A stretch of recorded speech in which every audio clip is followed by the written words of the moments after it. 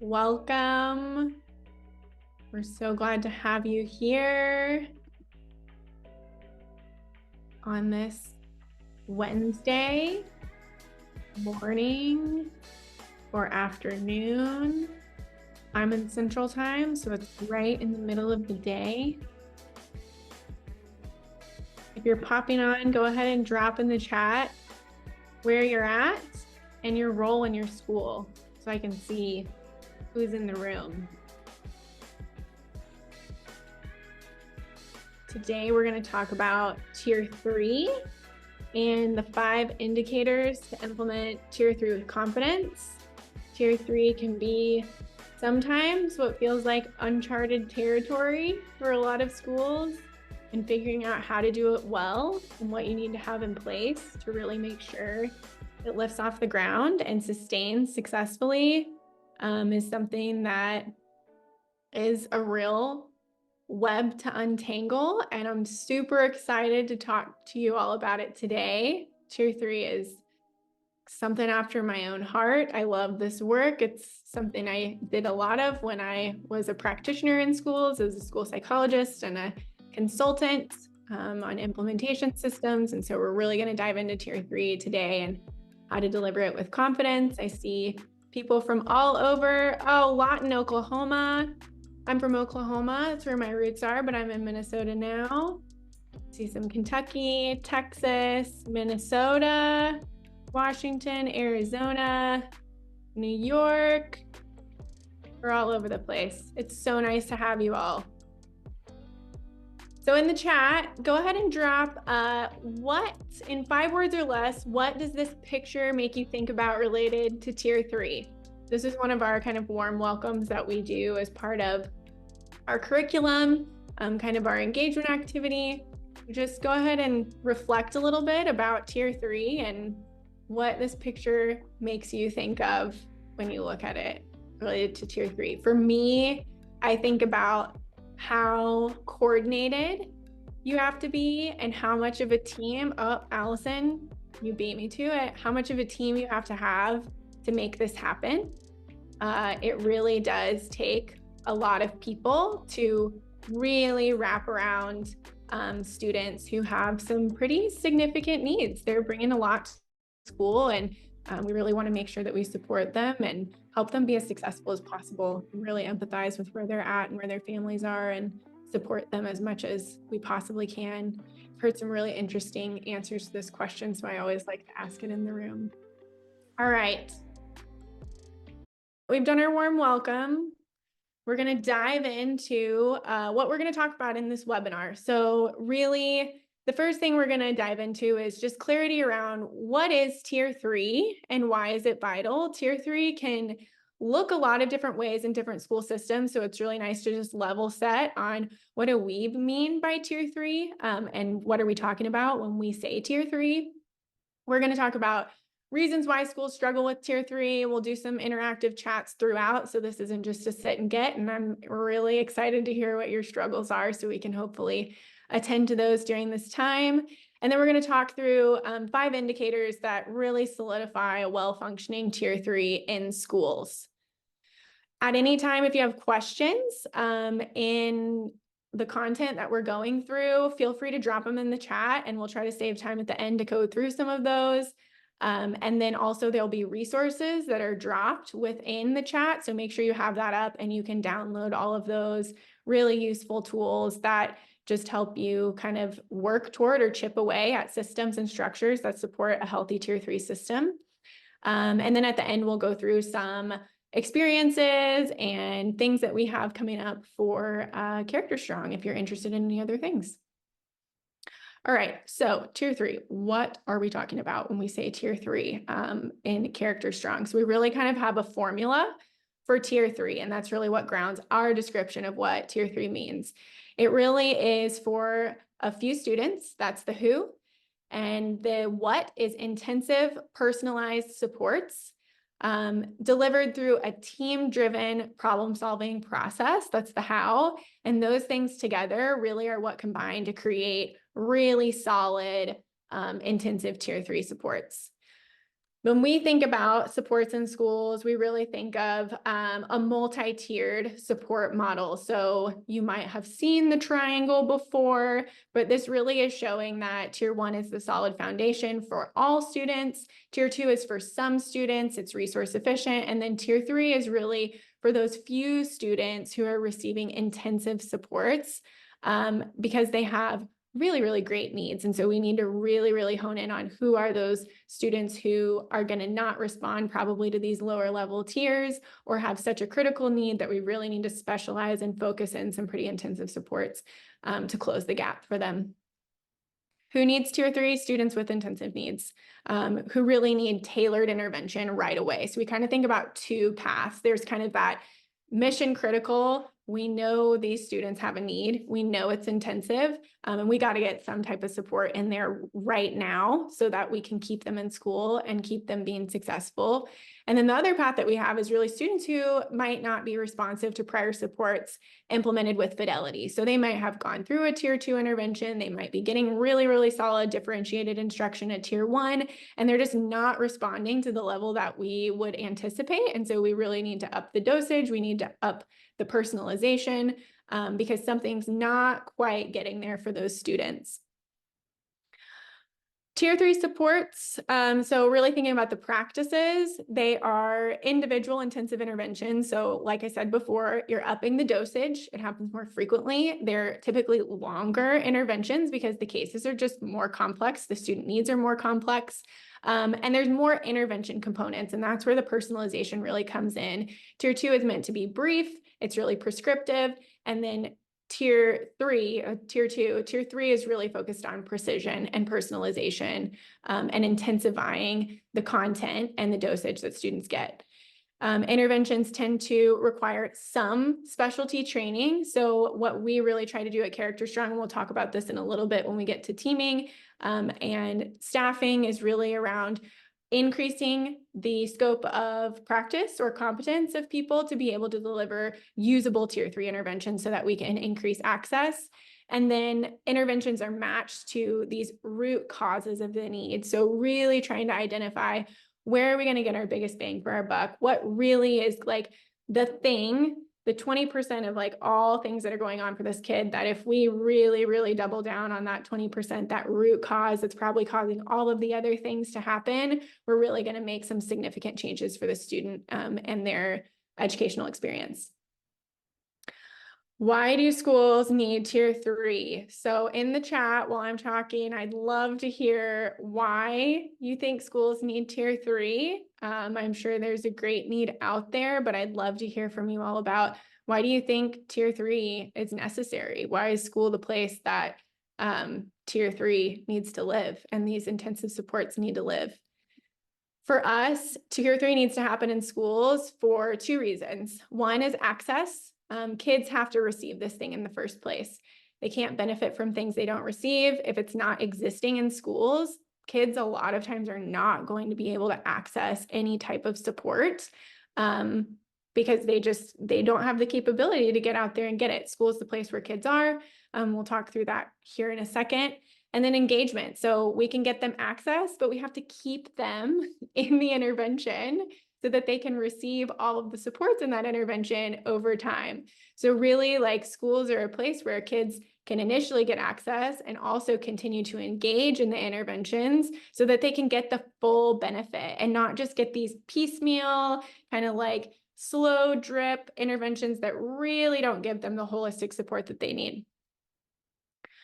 So this is a really cool study that shows the mental health service utilization rates among kids. And you can see that for students or youth who have elevated mental health systems, schools are by far the place where students access mental health supports. There are about 50 million kids aged 6 to 17. Roughly 20% of those kids have a mental health need that warrants a diagnosis or significant intervention. And 10 million kids have a mental health need. 2 million children are receiving the care that they need to be successful through schools. So it's a lot of kids who would not receive support if it weren't available in school settings. This really is the point of access for a lot of kids who have a really, really great need. This is one of my favorite studies ever completed. I'm a school-based practitioner and mental health provider, and this really shows the need for schools to do this work because it's where kids get full intervention courses. So this study was done by Jaycox, and they looked at completion rates of interventions across clinic-based interventions and school-based interventions. They found that only 12% of kids completed interventions when they were delivered in clinics, and 93% of kids who got randomized to the school-based condition completed their intervention. Both of them were able to be delivered with fidelity. Both of them were just as effective as the other, but the completion and engagement rates in schools are astronomically higher. So this is like really cool. This to me like shows so much opportunity that we have to really impact students and their lived experiences and really move the needle on their outcomes and their functioning that could change life course trajectories. Like we're talking about real people's lives, which is so cool. But we know that the reality of the situation is it's hard to pull off tier 3 in schools. This is a really intensive system. So I want to know in the chat, what are your biggest struggles with tier 3 right now? Because this is really where the rubber meets the road. We know why it needs to be there. We know that there is a need. We all have a value and a passion to help students and reach out to families and really make our best concerted effort to close the gap. But what are your struggles? So I see resources, I see time and consistency. That's huge. Consistency is so difficult and also equally so important for these students and making sure that they get the resources over time that they need. Consistency, I see again, resources, not enough staff. It's too time consuming. Not enough specialists, fidelity, buy-in. I see consistency a lot. I see staffing a lot. Yeah, these are a lot of things that we're going to dive into. And we've really thought about, like, as a collective at Character Strong, we've been in these seats before and thought about, like, what are the struggles? What is the reality of the situation here? And how can we build something that really bridges the gap in terms of implementation, in terms of infrastructure, in terms of usable interventions, and also broadening the reach of who can deliver these things with competence and ethically? So we're going to dive into that right now.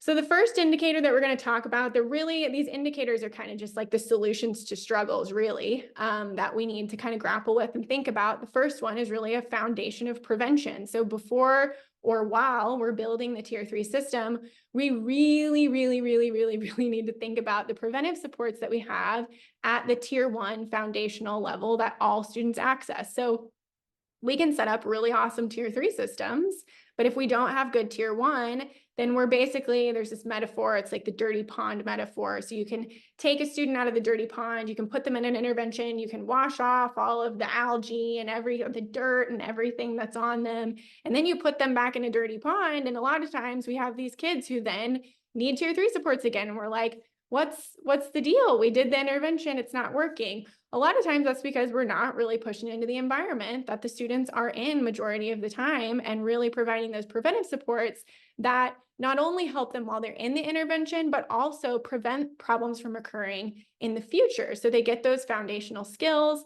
they get those prompts and reminders and instructional supports that they need over time to prevent problems from occurring in the future. So really, like, this quote is so awesome. There comes a point where we need to stop pulling people out of the river and we need to go upstream and find out why they're falling in. So really that prevention upstream support, we really have to focus on. But what does that mean? Like, what are the upstream supports? Like, what is good tier 1? So tier 1 has really a comprehensive set of active ingredients that we have to include. It's not just SEL instruction.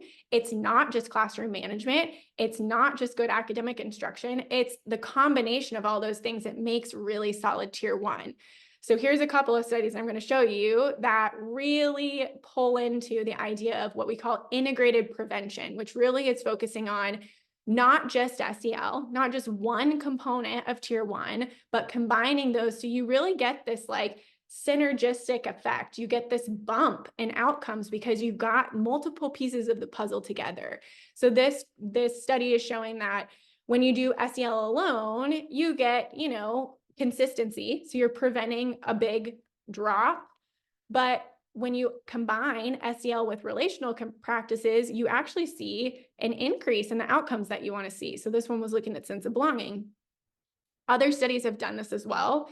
This is one looking at SEL and PBIS. So this is really an instructional support, really setting norms, reminding kids of the expectations, reinforcing expectations. You get a huge bump in outcomes when you combine SEL or life skills instruction, whatever you want to call it, with PBIS, which is an environmental support. So we can really think about this combination of practices at the tier 1 level as kind of like a recipe. Like if you're baking cookies, you have a recipe, you have ingredients that you put together to get an outcome. So if you're missing flour when you're making cookies, you're going to end up with a gooey, gross mess. It's going to burn. Nobody's going to want it. It's not going to work. So really, when we think about a recipe, it's a set of guidelines and instructions about how to combine ingredients together to produce a specific outcome that you're interested in. And when we think about outcomes, we're thinking about what we want to achieve or happen on purpose as a result of what we do, as a result of the ingredients that we put together to really boost our outcomes. A lot of times we take a single ingredient approach. That does not work. What we really need to think about when we're thinking about these upstream preventive supports is this combination of ingredients. So we have a recipe. We always have a recipe. We have a formula or a recipe at Character Strong that kind of simplifies the ingredients or the components that we need to get to outcomes.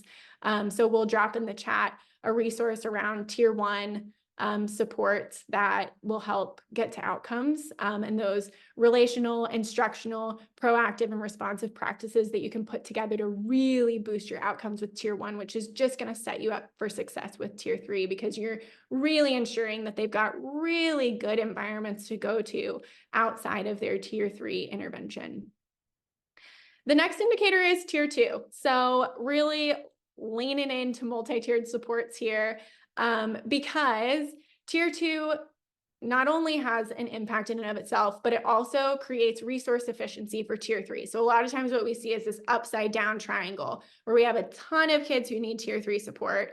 We don't have a lot of tier 1 support. We've got this weird tier 2 middle that we don't really know what to do with. And what we want to do with tier 2 is really double down on these brief, prescriptive, resource efficient interventions and try to triage as many kids as we can who likely would benefit from that to tier 2 because it can be delivered in groups. It's a resource efficient strategy so that we can really reserve those intensive supports for tier 3 because we can't have a ton of kids in tier 3 supports because we just don't, everybody said it, we don't have capacity, we don't have staff, we don't have time, we don't have consistency. So really thinking about that multi-tiered systems of support and how we use that as like the game plan is really important. And having really solid tier 2 is so critical to that triage process that is the crux of multi-tiered support. So this graph is super confusing, but I'm going to walk through it with you. So on the y-axis, this is showing office discipline referrals. Here in this little, like, I don't even know what it's called, bracket, that's the word, is showing kind of different levels of office discipline referrals for students from historically marginalized groups and then students from privileged backgrounds. Here on the right side, you can see the types of supports that you put in place and what outcomes you get because of those supports. What this graph is really showing you is that to close the gap between students from historically marginalized backgrounds who typically have higher office discipline referrals, higher suspension rates, higher expulsion rates. The way to mitigate that and the way to close the gap is to have really, really quality tier 2 in addition to tier 1.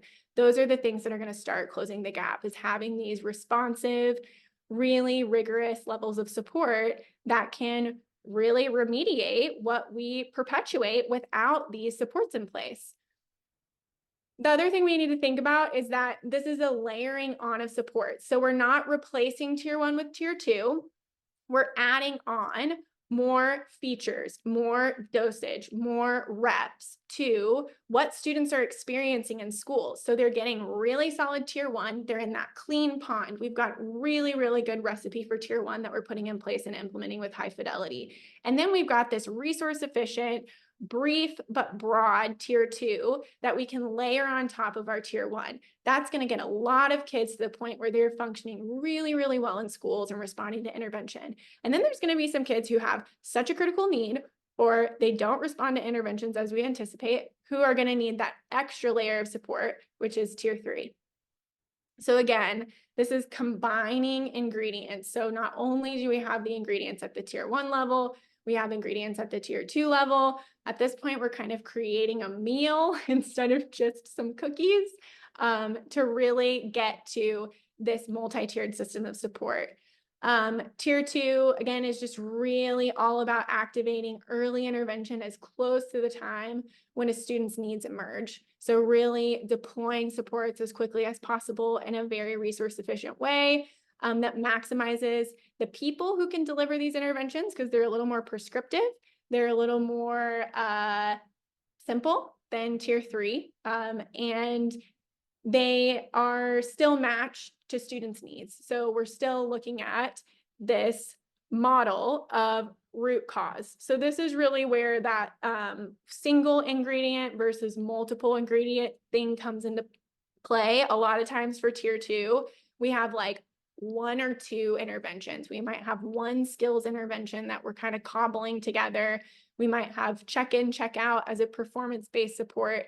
But that's not going to meet the root cause of all students' needs. We really have to have a continuum at tier 2 where we can really hone in on what is this student going to benefit from. A lot of kids don't respond to check-in, check-out because it's not something that is really mapped onto their root cause needs. It's great for a lot of things. It's super resource efficient. It is pretty broad, but it's not going to meet the needs of all students. That's why sometimes we get these kids who just cycle through these check-in, check-out cycles and don't respond really well because it's not matched to the root cause.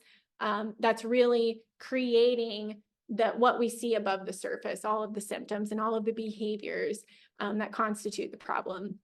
So when we think about tier 2, and in our tier 2 solution, we really think about identifying and defining the main area of concern.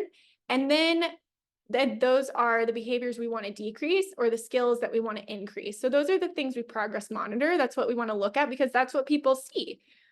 But really what we want to do when we're matching interventions and we're thinking about getting our biggest bang for our buck at the tier 2 level is this root cause analysis, analyzing why the problem is happening. And we use an evidence-based paradigm to conduct root cause analysis where we really sort students and really match them to whether they have an acquisition need or they have a performance-based need. So an acquisition need would really be something that explicitly teaches skills that students might be lagging in related to social, emotional regulation, or executive functioning skills. To really meet the demands of their environment. The performance-based needs are really interventions that are designed to support, promote, encourage, and motivate the student to use the behaviors or skills that they already have and are capable of exhibiting, but really boosting that motivation and system of support within the environment for them to exhibit and enact those skills at the point of performance when they need to enact those skills the most, because they know it, they just don't enact it when they need to enact it.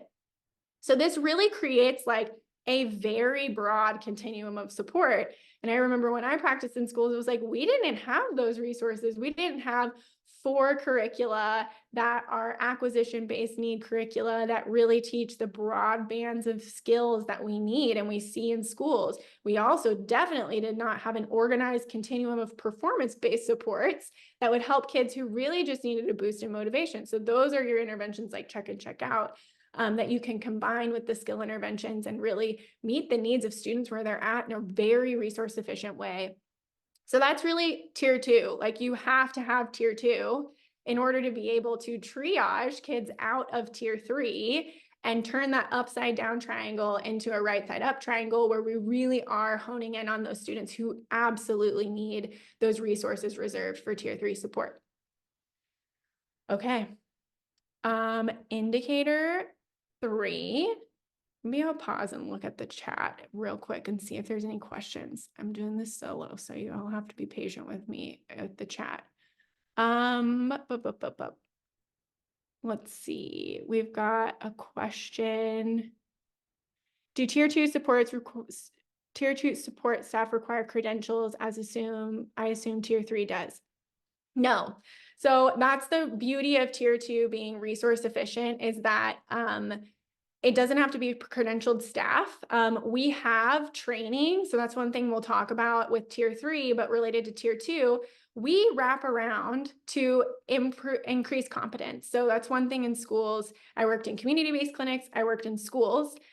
Schools, you are kind of practicing on an island and you don't really have a lot of resources at your disposal to get training in real time.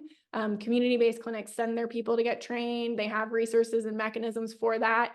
We realized that that was a need in schools. And so we embed that into our solution. So when you purchase tier 2 or you purchase tier 3, you get professional learning supports embedded in that purchase. And that not only includes asynchronous training, which is about 40 hours of training that's available for free within the tier 2 platform. You also get monthly trainings. You get a free kickoff training at the beginning of the year.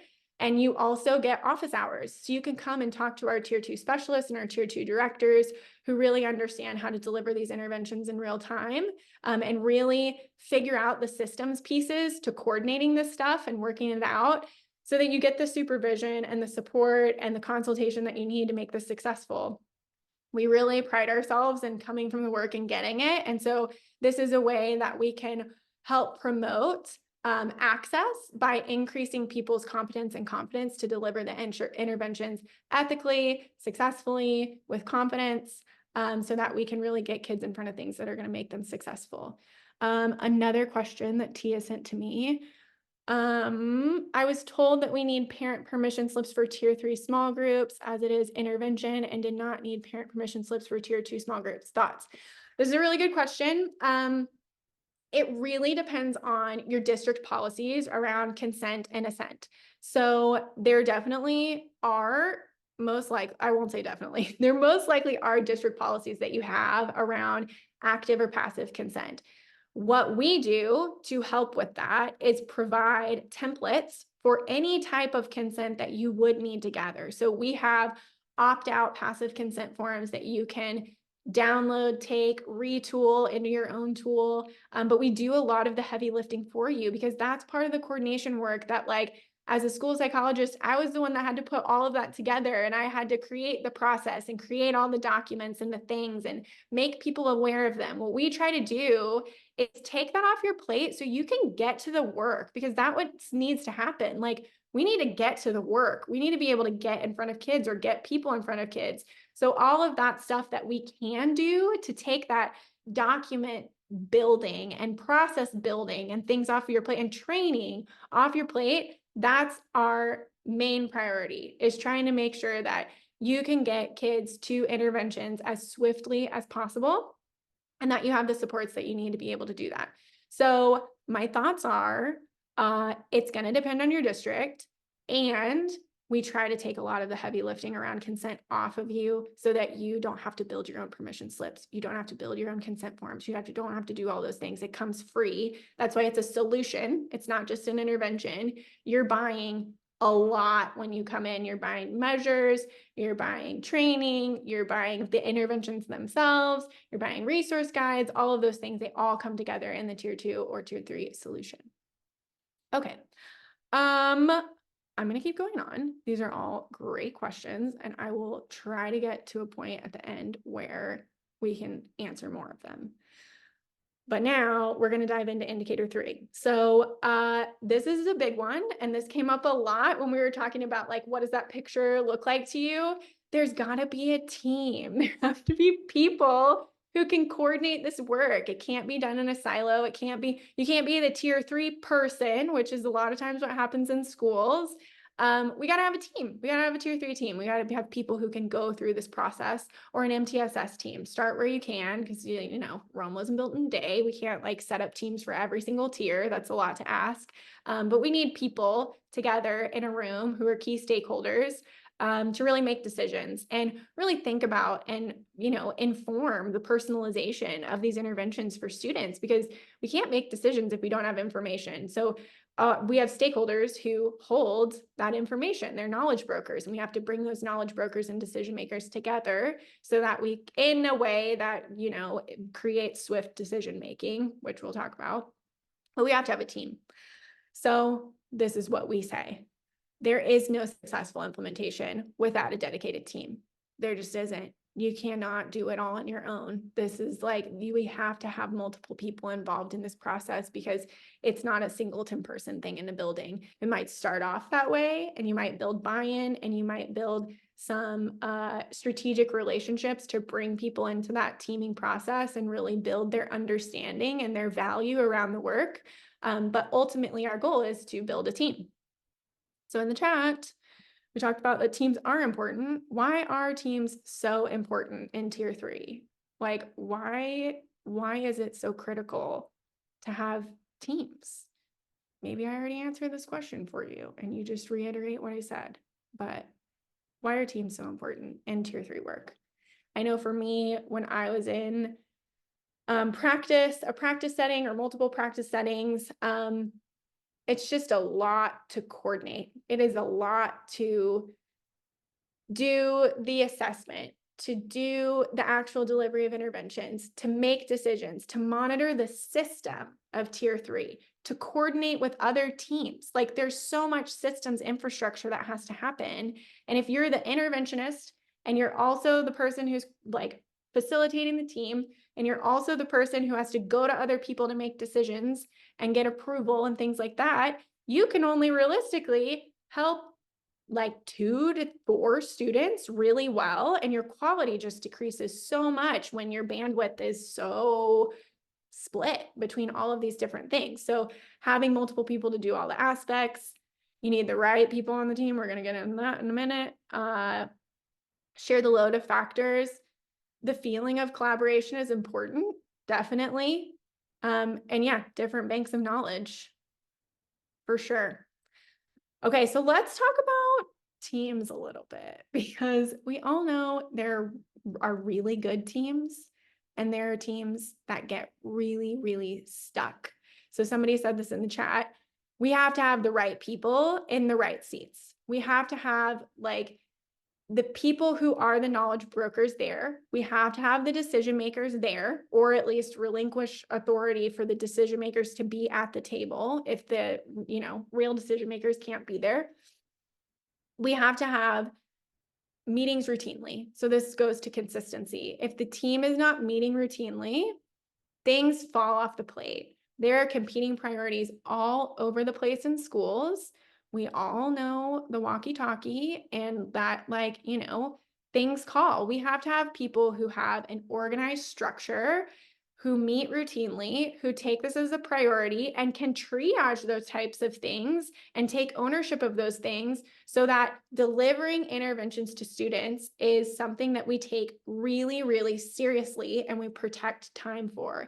And that's why Right People, Right Seats is so important, because you have to have buy-in to say, this is just as important. Doing this consistent work over time, it's really a belief thing. It's really the shift in thinking about what is our priority? Yes, we have to keep places safe. We have to do this work, and we have to do this work. We're living in this duality right now, and we have to figure out what we need to do to balance and accept those kind of conflicting realities, honestly, this reactive and proactive way of working together, and be able to do something about both at the same time and do them both well. And it really it takes a lot to get to that point, but it's such important work, because that's what fosters sustainability, is that systems and those beliefs that kind of spark behavior. Our beliefs are so important to what we do day in and day out. So having the right people there and the buy-in to say, no, this is important work and we're going to meet consistently, we're going to make time for this, is really important. And then we have to have a process. We have to have a problem-solving process, because this is where our wheels start to spin. And then we don't meet routinely because we don't feel like it's productive, because we get stuck in problem admiration. So we have to have a way to get through that problem admiration, to have a process we can lean on, kind of like a checklist where we know the drill when we get in the room. And we'll talk about this a little bit more in a minute. And then we have to have database decisions that are happening within the teaming structure. We have to have information. We can't just go off our gut, because a lot of times that happens. And at the tier 3 level, if there's really intense behaviors happening, there's a lot of emotion. And if you don't know this, this is a really great thing to know. When your emotional part of your brain is hot-wired and on, the logical part of your brain shuts down. Just how the brain works. It's just like it's a way of doing things, which is why these regulation skills are so important, because we have to be able to like regulate that emotion and lean on data. Data is a really good way to like level set and have really realistic conversations in the heat of the moment, because these are sometimes really critical cases that we have to figure out and do really well. Data can be super helpful there to not lean on our gut or not make decisions based off of emotion or what's happening in the moment, but really ground ourselves in some solid information so that we can make logical, sound decisions that are based on information that is valid and reliable and we can count on. And that's what we want, because that's going to help us make better decisions, which is going to lead to better outcomes. Okay, so right people, right seat. Team membership is so important. That's why we created several tools around it. We're going to drop one of them in the chat that you can use to really go through your teaming structure and think about like how you do teaming at tier 3. You could use it for at tier 2 or at tier 1. But really what we're looking at when we think about team membership on a tier 3 team is administrative authority, teacher perspective and voice, knowledge of the interventions. Somebody's got to be there who has like content knowledge about what could we plug in here. And individuals who have the capacity or expectations to case manage interventions. And then of course, when it's available, we want students and families to be there because they are such critical stakeholders to the process. And we don't want to prevent membership from moving forward, because we know sometimes we got to move forward. If we have the permission, sometimes we have to be flexible with the bandwidth of the people who we're serving, because ultimately we have to be flexible when we get to tier 3, and we have to get really creative with how we deliver interventions in a responsive way that leads to outcomes and still holds space for engagement and provides opportunities for people to be involved. Here's the overview of the tool that's going to be dropped. So it really goes through right people are at the table. We have formal and informal leaders. We have roles and responsibilities that are clearly defined, so everybody knows what they're doing coming into the room. There's a shared vision, there's shared agreements and norms, and we routinely meet. We look at attendance. We see if people are meeting consistently. If they're not meeting consistently, we have protected time on the calendar and access to implementation supports to deepen knowledge and competence. That's something that you get available in the tier 3 platform, is this implementation support for sure. And then we have tons of resources on teaming in our platform that help you really understand how to put together a really good team and build some of that belief alignment and that value alignment that really leads to the behaviors that we want to see to both hold the reactive and proactive at the same time and do all of the work we need to do really, really well. Okay. All right, so sorry, I was just looking at the chat to make sure I wasn't missing any critical questions. These are all really good comments in here. It sounds like some of this is resonating. So let's go to indicator 4. Indicator 4 is the process. This is one of my favorite parts of tier 3 and talking about teaming just in general in multi-tiered systems of support or multi-tiered supports for students. We have to have a way of working together that we can lean on so that we don't spin our wheels, that we don't spend a ton of time on one thing, because the goal is to get students connected to services that are going to be meaningful and impactful to them. And this can majorly get in the way of that access, because it just takes so much time to team, because we don't have a process. We don't have a checklist of activities or tasks that we need to complete in a timely manner as a team to get from point A to point B. So really, teams need to initially convene to match the student to an intervention, develop a plan, and they need to reconvene after like 6-ish weeks after starting the intervention to review the data and see if it's working or not, because we can make our best initial guess on valid and reliable measures and our own working knowledge of what's going on in the situation. And that can be kind of off, and we don't meet the mark, even with the best available information that we have.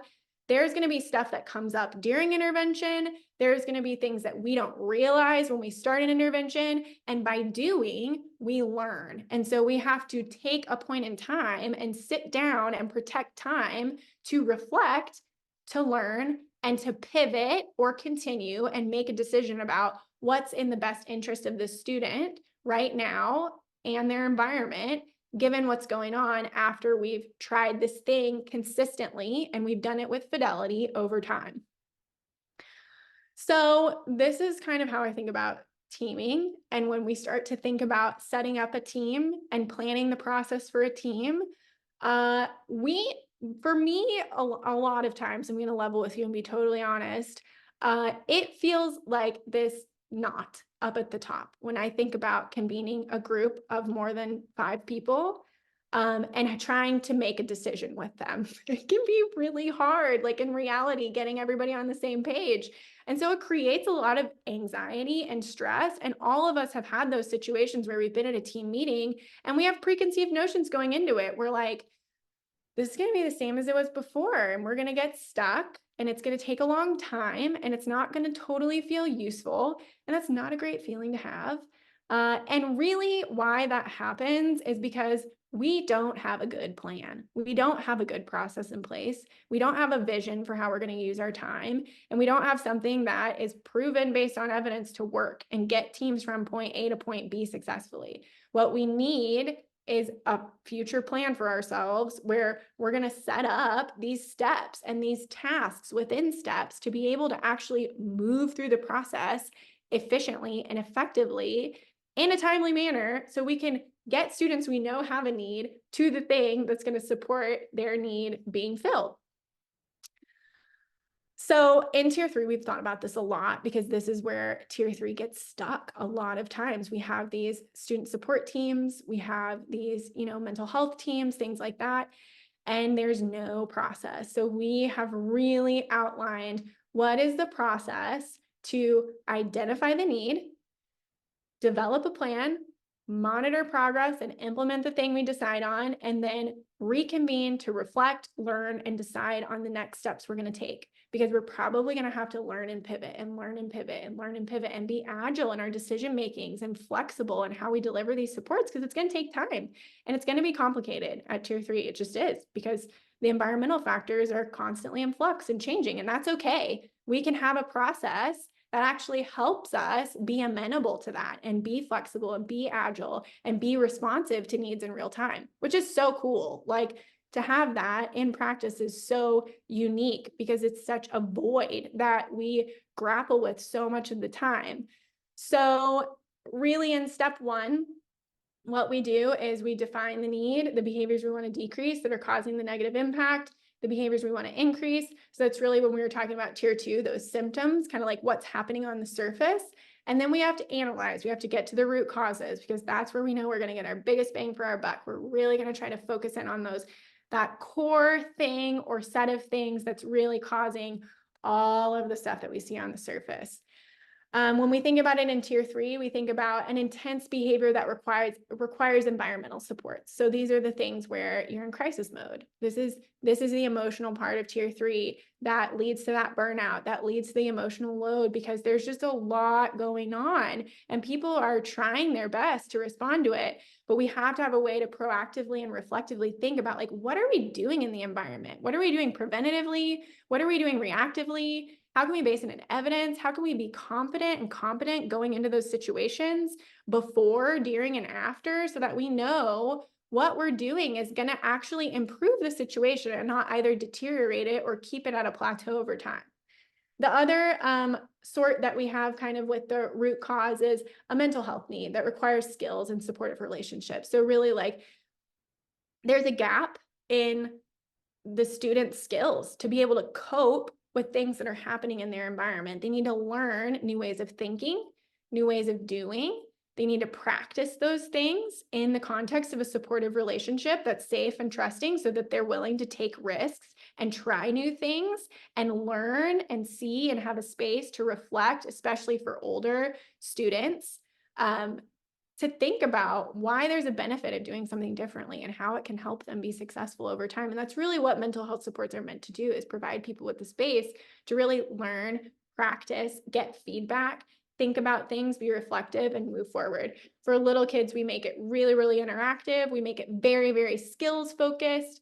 Even with the older grades, we make it tools focused. We make it really concrete so that it makes the interventions more usable. But we really try to sort into these root causes of, is there an environmental need or is there a mental health need?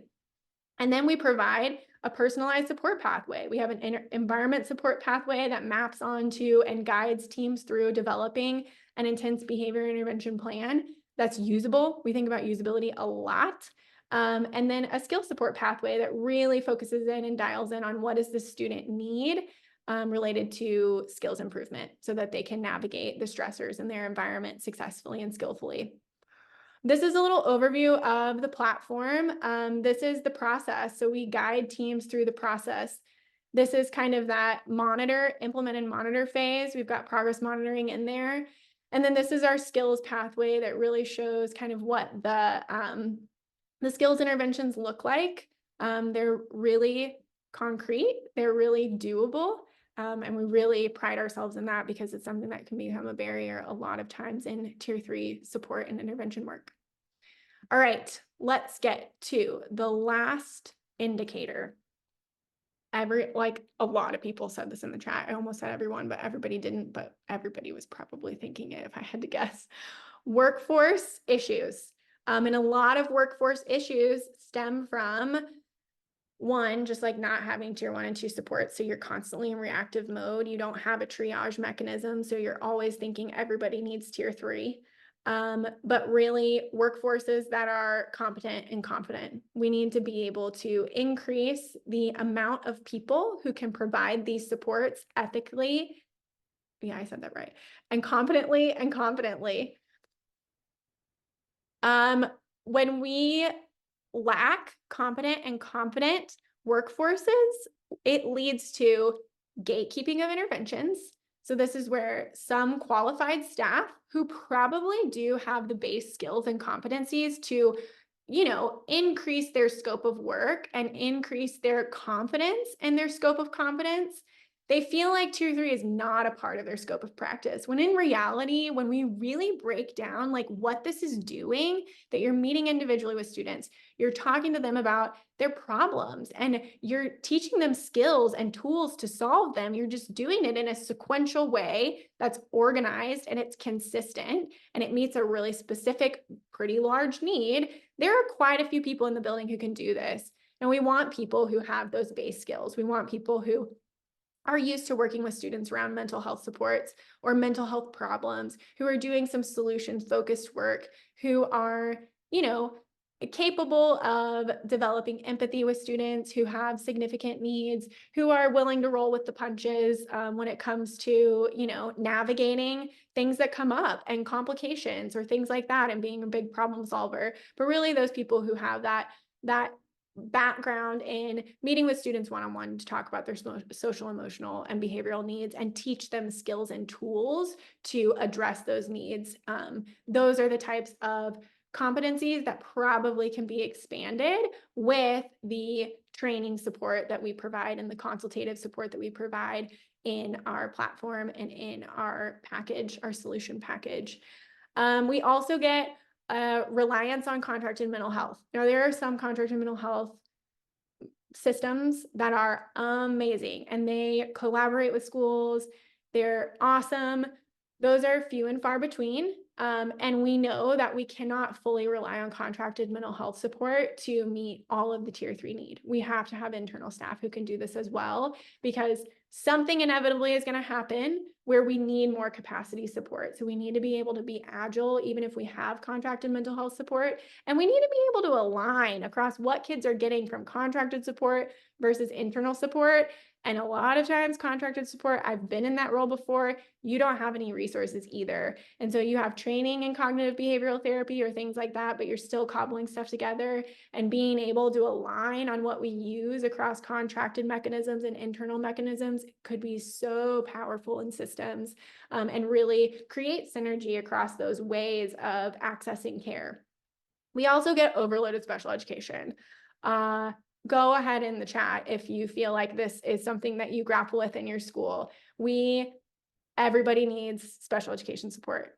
When we have lack of competent and confident workforce, we have tons of referrals, which means we have tons of assessment, and kids don't get special education care that those kids really need that type of support. Like, their special education serves a very specific purpose, and those need to be reserved for those specific purposes that are going to be chronic over time for a long time. And we need to be able to try something. This can be used in special education for sure. We could definitely use this tier 3 support in special education. There's a place for that, and there's alignment there, and that's beautiful and wonderful. And we need a way to support kids outside of special education, because that assessment process and due process and everything that goes along with that is so intense. So we need to really make sure that we're reserving that level of care and that type of care for the students where that is most amenable and a fit for. Okay, in the chat, which of those circles resonates with you the most? So gatekeeping of interventions, reliance on contracted mental health, or overload special education. Which one? Go ahead and drop your vote in the chat.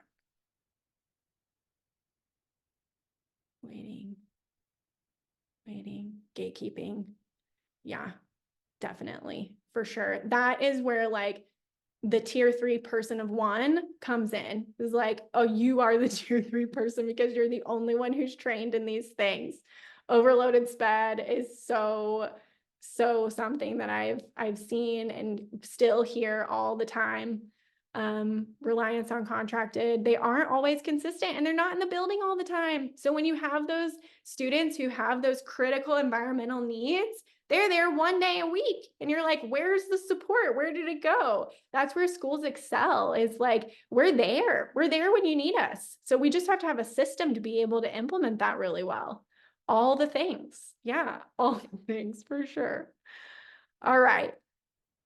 So what do we need to do to make people competent and confident?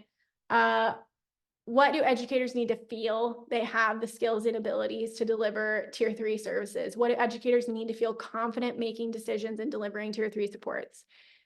Here's what they need. They need usable interventions.